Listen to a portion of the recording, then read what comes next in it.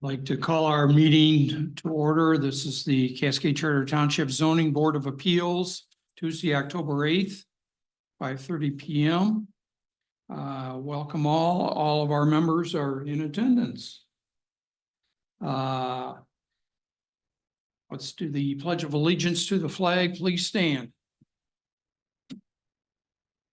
I pledge allegiance to the flag of the United States of America and to the republic for which it stands, one nation, under God, indivisible, with liberty and justice for all. Thank you all. I have a motion to approve the current agenda. Support. Yeah, I do want to know, we are not going to hear Robert and Maria's item today, 1800 Watermark Drive.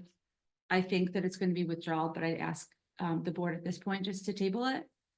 In the case that they'd like to modify some things so that we don't have to write the whole That's application. fine by me. Yeah. But when we get there, should we table it then? So there would not be a public hearing, Andrew, is that correct? We can hold the public hearing. Okay. That wouldn't hurt. We would notice again. So hold a public hearing and then decide to table it. Sure. Yep. Okay, Well, I move to approve the agenda as presented.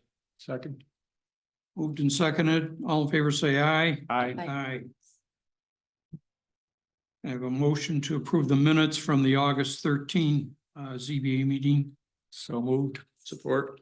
Moved and supported. All in favor, say aye. Aye. Aye. Like to now acknowledge any visitors and those wishing to speak on non-agenda items, and your comments are limited to 5 minutes per speaker. Anybody in the audience want to speak?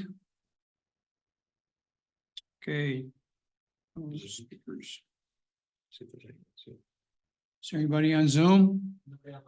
Thanks, Nick. Okay, let's move on. Article 6, case 24-3856, Robert and Maria Malacca.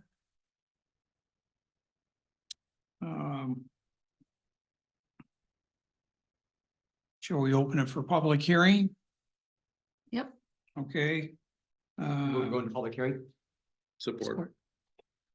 Moved and seconded to go into public hearing. All in favor, say aye. Aye. Aye.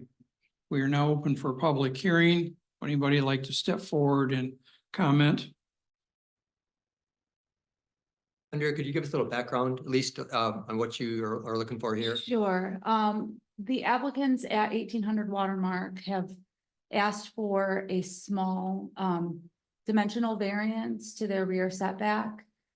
They have a roughly 4,000 and some change square foot home in the Watermark PUD, and they would like to expand their home by an additional about 1,100 square feet, so that they can build a small unit or a small section of their home for their aging parents.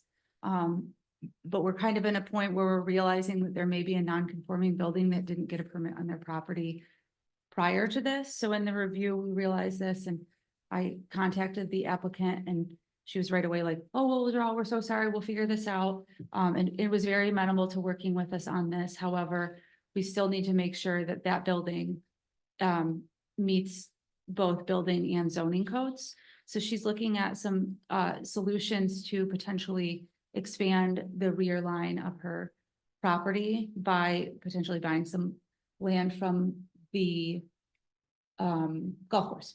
But there's going to be some challenges with some site condos and the nuances of site condo development. So we're going to see how that works out. We might come back for the variance, or they may just decide to meet the setback requirements in their building. So in summary, then, we're gonna have a whole new plan, so we don't need to go through this one. So you're Correct. saying table it until they come back with a new plan. Correct. Yep. There's just going to have to be some modifications. Can I ask a technical question? Sure. It looked to me when I looked at the detailed plan that the corner of the building did not extend over the setback line, but the overhang did. Is that the way you see it? I did not look at the elevations to see how they measured that. We don't, I believe, measure overhangs. We measure footprint. So I'm gonna make the assumption that they measured from the footprint. The floor plan I saw showed the corner right at the edge of that triangular Yep, area that was 2.2 feet. I see what you're saying. So maybe it doesn't even, if it was calculated wrong, which I didn't fully confirm, I took their word Yeah, that it was built in the setback, there may. There may not be a problem. compliant. Yeah, I saw check the it out. overhang extended beyond yep, the corner, obviously, but the actual corner was within the setback restriction. I see on the elevation, and I don't have the. On the documentation plan. before. We've always done the overhang. As part of it. I thought it was the structure. Wasn't it? I'm not sure, Some of but the water it's kind of ones, I think we've a had moot that. point if they're gonna redo the whole thing anyway. Yeah, True. yeah. We still have a non-compliant structure built in the Right, setback. that's the first thing to tackle, the non-compliant structure. Yep, yes. Okay, So we're still open for public hearing. Yep. Anybody want to speak about it? Okay, can I For close. Support. Second. Oh, double. seconded? We don't take action. Second. No. Support. Okay, motion and seconded. All in favor, say aye. Aye. Motion closed. And with that, I move we table this until we get the new plan that Andrea's said is in the work and including the working on the non-conforming building. Okay, Second. all in favor, say aye. Aye. Aye. Any opposed? Okay, it's tabled for future action. Article 7. Case number 243860, Brian Espa.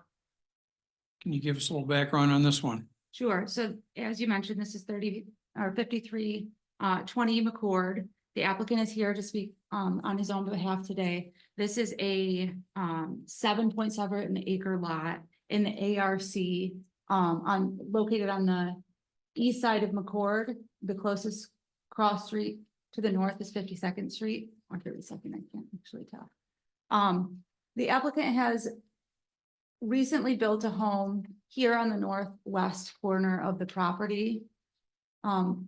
This is the site plan that the applicant has provided. We actually had documents from Eagle because they have extensive wetlands on their property. And if you actually look at, you can pretty much see the tree line. And then you can see here where there's kind of tan area with the squiggly lines. If you go on the site, that's all cattails. It's obviously wetlands and not buildable. To the southeast portion of the property, they have a meandering stream through their property. They've accessed their new primary residential building off of McCord. You can't see in this picture exactly where it is, but the applicant has kind of drawn in and you can see where they started to pour some of the crushed concrete to get to the existing driveway right now. It is poured now, it's in existence, the house is in existence. However, they would like to add a 24 by 30 square foot accessory building to their property, within the setback on an existing pad. So it would be, I'm sorry, I don't actually know if it's within the setback, but it would be on the existing pad in the front yard. So they're asking for a variance to build an accessory building in the front yard based on the terrain of their property, based on the location of wetlands in the existing structure that already exists on the property.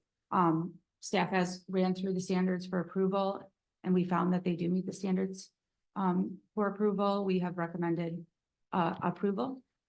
Does the board have any other questions for me? The existing pad that they are asking approval to put this building on, that was for a previous garage? That's correct. It was one time I was told it was a Model T dealership. It's a 100-year-old slab. It's there. Okay, It's why don't been you there come for a on long forward? time. Why don't you come on up and give us a little history? Give us your name. Brian Espa. Okay, And now the slab, I've been there 50 years. I can remember the barn there, but the snow took it down years ago. oh And darn. And part of the foundation wall is there, but there's this big cement slab there. We're not. Or we want to put this would be about half of that slab to keep it back from the roadway, so. Okay. Okay. Questions for Brian? Brian, you've seen Andrea's recommendations for approval with conditions. Are you good with those conditions? I haven't seen it because I They're didn't pretty get the standard. email come through, so. Okay, they're pretty standard. Yeah, the one is that the plan submitted be signed, dated, and stamped by the planning director. And that will include all the plans.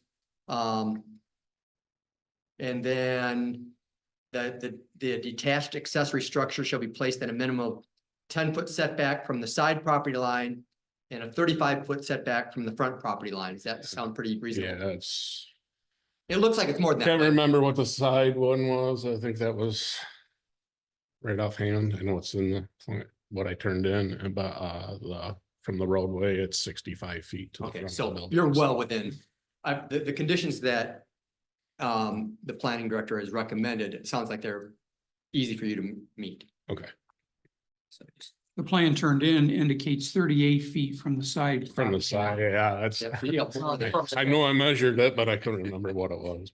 Okay, I move to go into public hearing. second, okay. Tom made the motion, Lou seconded, all in favor, say aye. Aye. We're now in a public hearing. Anybody else like to come forward? Give us your name I'm Brian Logue, and your representing address. property interests at 5350 McCords. Okay.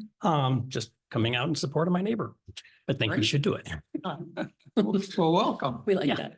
And we appreciate hearing Yeah. from the neighbors Sure. and that Mr. Esbon reached out to you and you've come that, that's very helpful.